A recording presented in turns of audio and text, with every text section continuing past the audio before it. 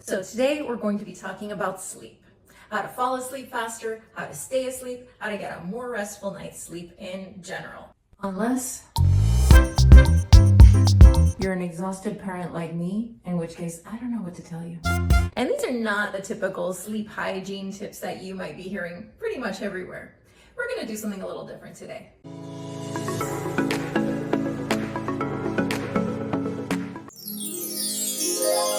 So we're going to talk today about 9 tips that I have that I think will be really helpful to you for both falling and staying asleep and getting a better quality night's sleep.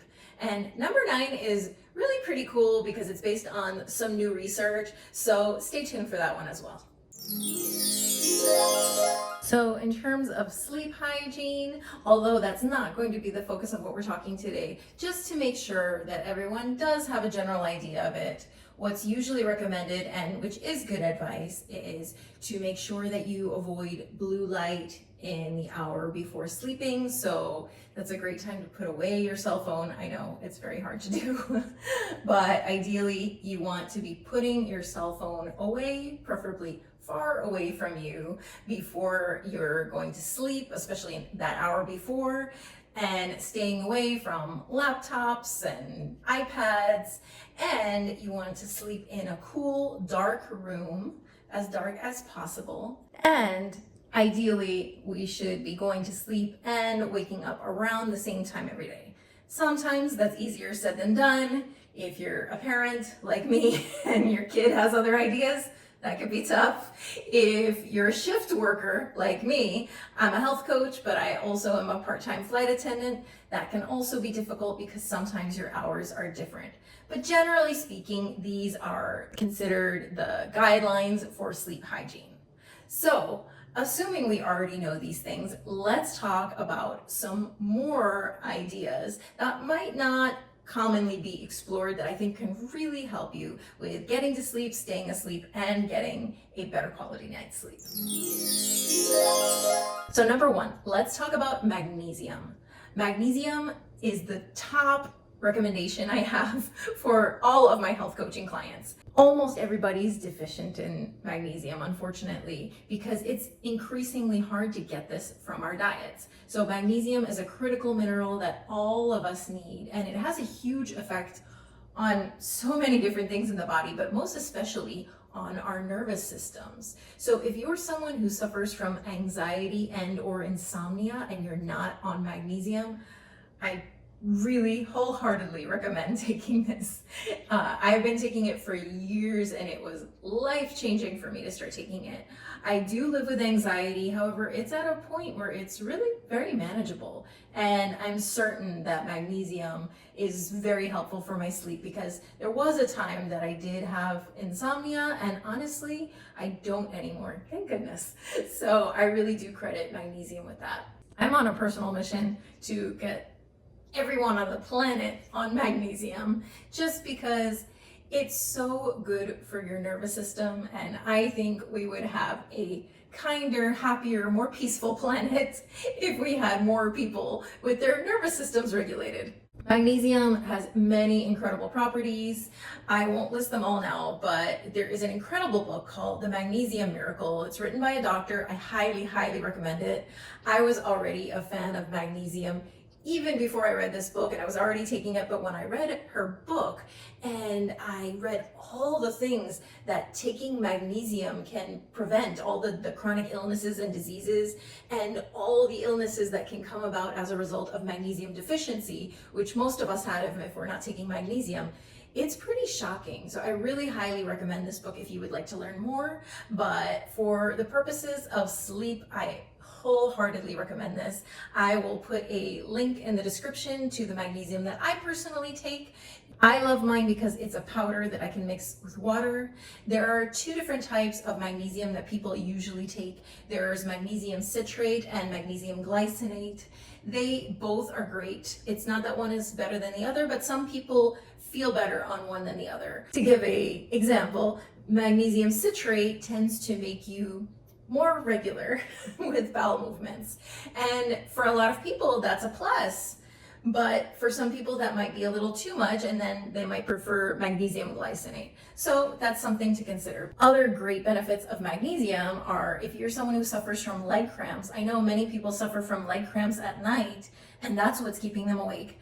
Magnesium is actually incredible for this. If you do have leg cramps at night, it's a pretty good sign of magnesium deficiency. There was a time where just by eating enough magnesium-rich foods, we were able to get enough. However, our soil has been increasingly depleted of natural magnesium. So it's harder and harder to get it just from diet alone. The great thing is you really can't overdo it on magnesium as long as you're taking the supplement according to the instructions. If you have a little bit too much, which is actually hard to do, but if you have a little bit too much, your body will just excrete whatever it doesn't need. So number 2, let's talk about herbs that are great for sleep.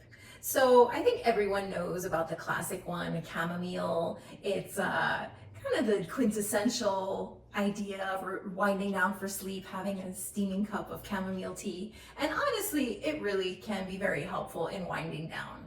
However, if you're having serious sleep issues, it might not be enough on its own. So in addition to chamomile, there's another herb that you might not know about that's quite potent, and it's called Valerian Root.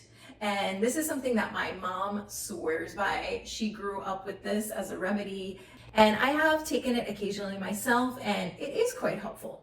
I will warn you, it does have a bit of a strong scent, so it's not the worst, but it's a little strong.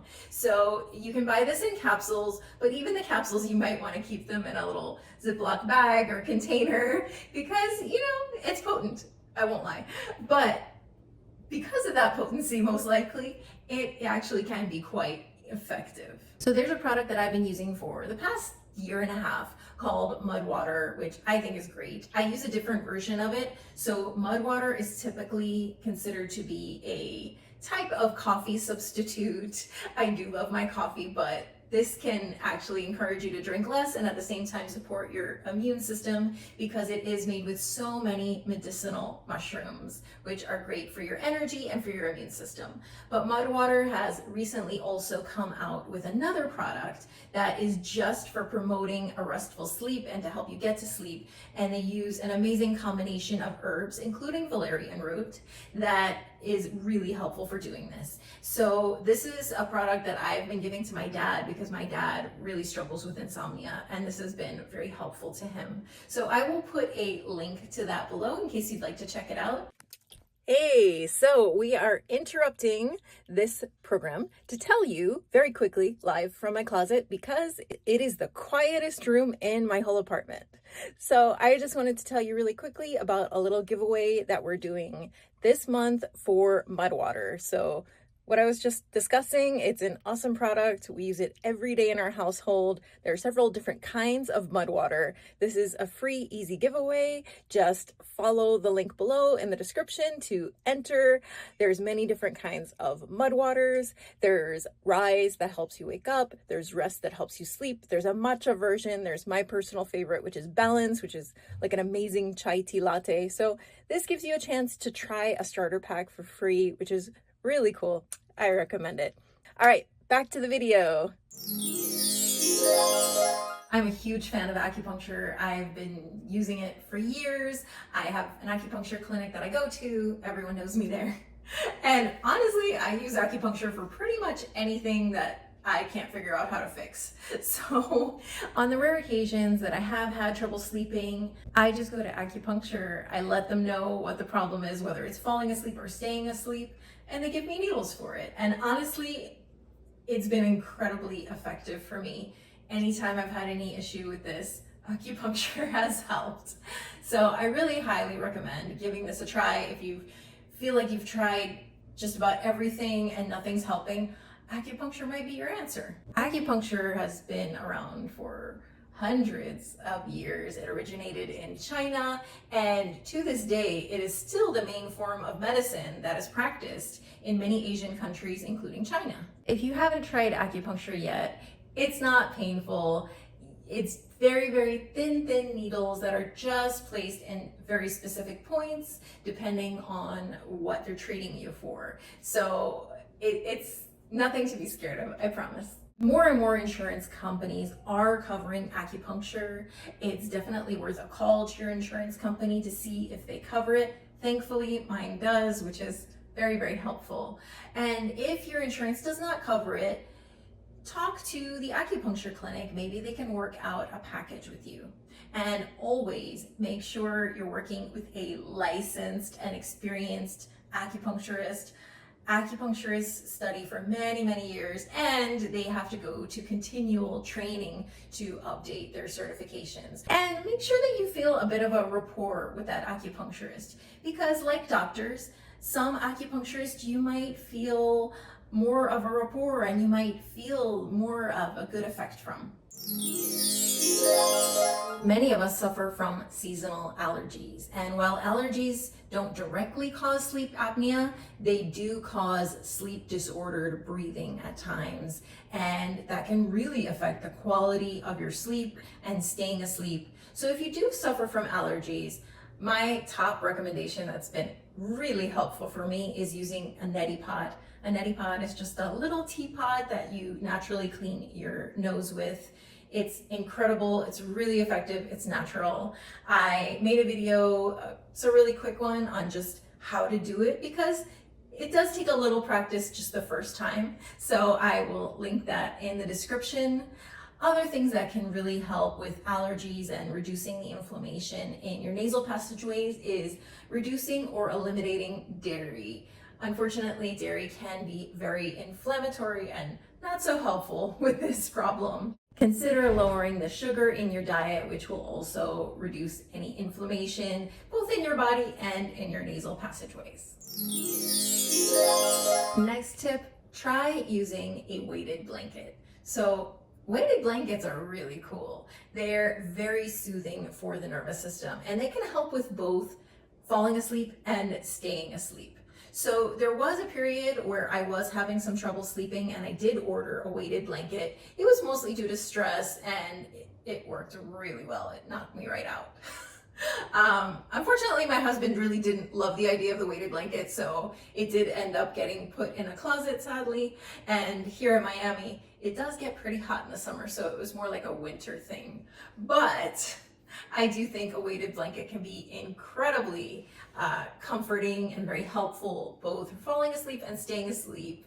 And you can get them pretty much anywhere. I got mine from a store on Etsy. I'll put a link below. I loved it. It was also nice and fluffy, so that helped too. So, as you may or may not know, I'm also a certified yoga instructor, and there's a lot of beautiful things in yoga that can help. And yoga is not just sun salutations, there's so many different facets to it. There's a pose that I love called legs up the wall pose. It's really just simply putting your legs up at a wall and lying down, but it's very soothing for the nervous system. It's also great for the circulation in the legs. And this is a great thing to try doing just before bed, just before you fall asleep. It's ideal if you have a wall in your bedroom, but if you don't, you can just use your headboard if you have one. I mean, if I was able to do this in a tiny apartment in New York City, you could do it too. And other things in yoga that are incredibly helpful, there's Yoga Nidra, which is a type of sleep meditation, and I will leave a link to a recording of that below, but you can also just Google Yoga Nidra. There should be many videos on YouTube on that, and people have found that incredibly helpful for falling asleep. There's also a wonderful breathing technique from yoga. It's called Nadi Shodhana. It's the wonderful technique. The English name for it is alternate nostril breathing. It's very easy to do. I did make a video all about how to do that. I will link that below as well. And I think you'll find that incredibly helpful for winding down if you're having trouble falling asleep. My next tip is using EFT tapping if you're having trouble falling asleep. So EFT stands for Emotional Freedom Technique. It's an incredible technique where we tap along specific meridians in the body. It's incredibly soothing for the nervous system. People have used EFT for all kinds of things, for managing stress, for help falling asleep. People have even used it for manifesting abundance. So you can do a lot of cool things with EFT. I do have a video where I demonstrate EFT, but honestly, for sleeping, there's an amazing video by Brad Yates, who's a master at EFT, and it'll put you to sleep in like a few seconds. I will leave a link to that below.